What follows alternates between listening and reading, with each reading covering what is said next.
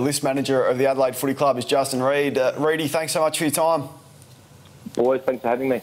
Are you ready for a big period?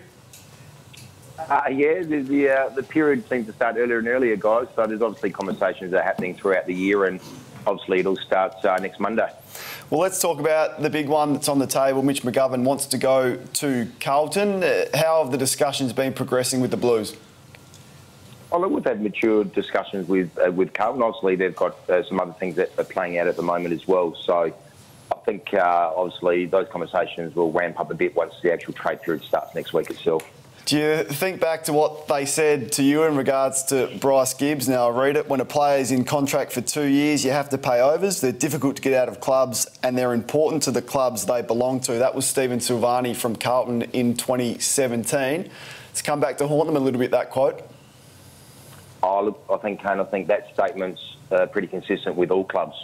We work hard to develop players and to get players at the club, and we're not in the business of just letting players walk out of the footy club. But as I said, we've sat down with Mitch and his management. We've got a really mature approach about it. I think you've seen that with a lot of clubs this year. So we'll work through it. But obviously, Mitch was at the best and fairest. He was training at our facility last week, and if we can get something done that's what's best by the club and the members, then we'll certainly look at it. But obviously, he's still a contracted player as well. Reedy, you would have heard his manager Colin Young's reasons for McGovern wanting out. Are you disappointed that only 12 months ago, or just over, he signed a 3-year contract extension?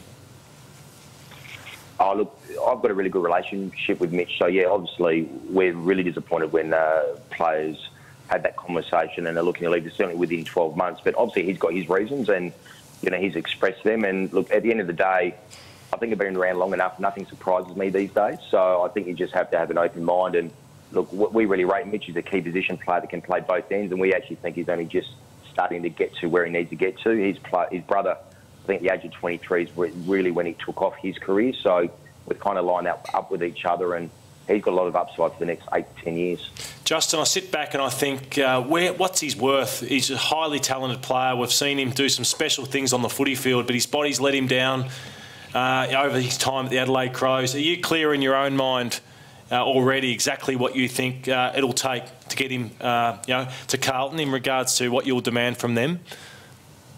Oh, look, I think there's a fair bit of play up there, Lordy. So obviously there's a lot going on around us at the moment, just not the transaction between Carlton and ourselves. So let's just see how that plays out. There's a long way to go in trade period, so I think that will take a bit of time to play out. You've got a pretty good hand at the moment, pick 7, 15 and 19. There's been a lot of talk around for a number of years about Isaac Rankin and Jack Lukosius and how you'd love to get your hands on one of them, or if not both. Is that what you would like to do, bundle selections up, get a high selection so you can land one of those South Australians? Well, we've got a strong interest in the South Australians, and we've seen, along with young Rosie and Haitley come through from the under-16 3 years ago. So there's a real strong high-end talent base in South Australia this year. At the same time, we've actually got to manage expectations out there. If you look at the history, apart from, say, Trent Crode, and obviously the Weller deal was a bit unusual last year, it's very rare that your top 5, even top 8 picks are moved. So I think we've just got to manage expectations there. We can always ask a question. That doesn't mean it's always going to be accepted. So we obviously rate them as individuals. And look, if there's an opportunity to get them in the draft, that's fantastic. But we also understand that there's other clubs that have a keen interest in them as well. Justin, are these conversations you start having with a club like Gold Coast, got picks 2 and 3 as it sits right now with Lynch set to join Richmond? Have you started initiating talks with a club like Gold Coast as to whether you can get one of those 2 picks for them in case Rankin and Lukosius go pretty early in the draft? Yeah, Mitch, I think now with live trading on draft night, and we've got obviously a pick trade period after this current trade period. So I think it's going to be a bit different to previous years where there's a real scramble at the end of trade period. I think people might just keep their powder dry and get through, I guess, the movement of the players themselves. And with the movement of players, there'll be some picks aligned with that.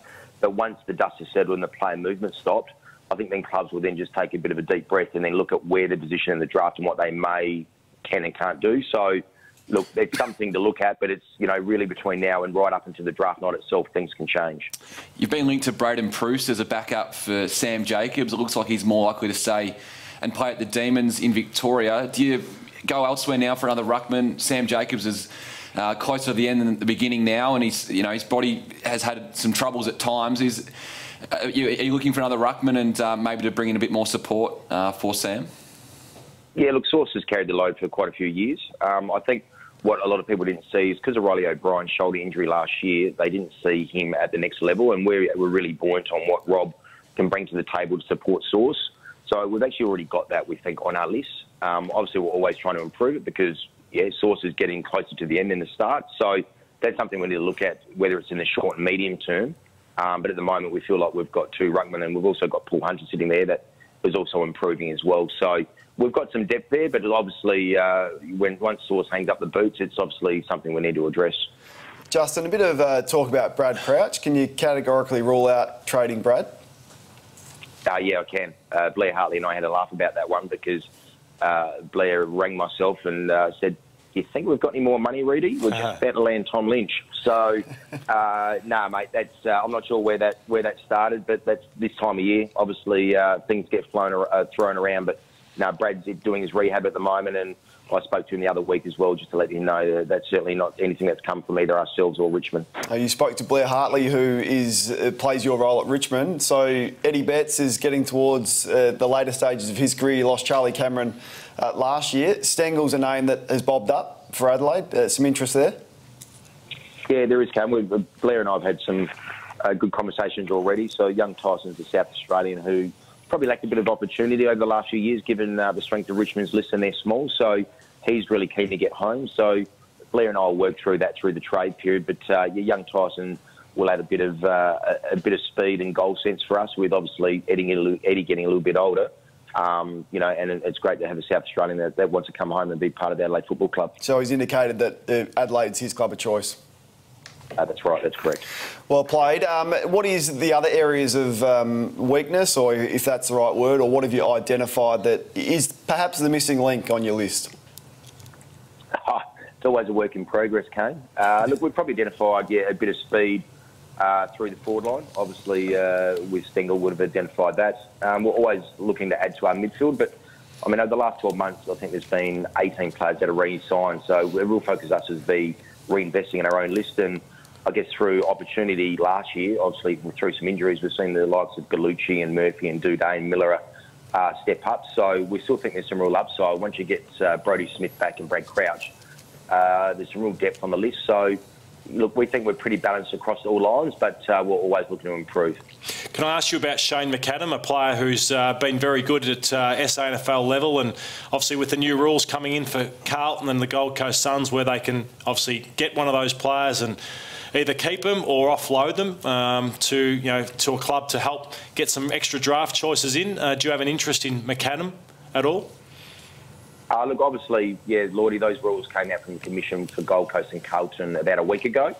And obviously, there's a couple of players, 2 or 3 in the South Australian State League of, I guess, that mature age, which we've certainly been tracking for 18 months and have some interest in. So we're still getting some clarity from the AFL just around some rules and how that all looks. But obviously, Shane and a couple of others are certainly players of interest if they were to go to the draft. But obviously, this new ruling has just changed things a little bit, so that will come into play next week as well. And Justin, can you give us an update on Cam Ellis-Yolmen's contract situation? Out of a contract at the end of this season, is there an agreement now in place to try and get him to stay at West Lakes for at least another year? Yeah, Mitch, hopefully not far away. He's been overseas and he just got back and actually caught up with his manager, I think, yesterday, actually. So I'm in conversations with Ben Williams, and we know Cam loves the club and he's keen to be at the club. So hopefully that will sort itself out over the next 24, 48 hours. Justin, I've called Lukosius the best South Australian talent to come since Matthew Pavlich. Can you rank Lukosius, Rankin and Rosie in order for me, or are you not willing to do that?